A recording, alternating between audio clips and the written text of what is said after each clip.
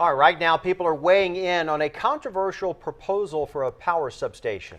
Critics call San Diego Gas and Electric's design for Chula Vista's bayfront lazy. 10 News reporter Joe Little has been following the story for months, and he reveals how little one expert says SDG&E would pay to avoid an eyesore. This is the view from the southern part of Chula Vista's bayfront. You can see the Coronado Cays on a clear day.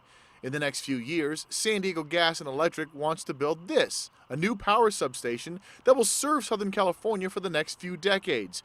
But Inland Industries, the owner of the nearby properties, says this design is too tall and just plain ugly. Now the solution seems simple. Opponents just basically want to erase all these poles and power lines from our horizon. Of course, that costs a lot of money. SDG&E says it would cost about $12 million to change their design from this to this, a low-profile substation where most of the power lines are underground. It really surprises me. Inland Industries hired engineer Torben Abo to examine these designs. He says it would cost only $7 million. Abo adds it's a drop in the bucket when the entire project already costs $157 million. They have good engineers. They should be able to come up with the same conclusion that I came up with. An SDG&E spokeswoman told 10 News the state's Public Utilities Commission rejected this low-profile design.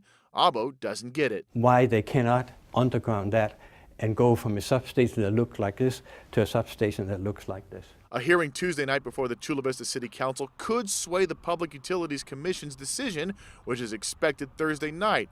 They'll be deciding on a design the city will have to live with or without for the next few decades. In Chula Vista, it's a relatively simple process. Joe Little, 10 News.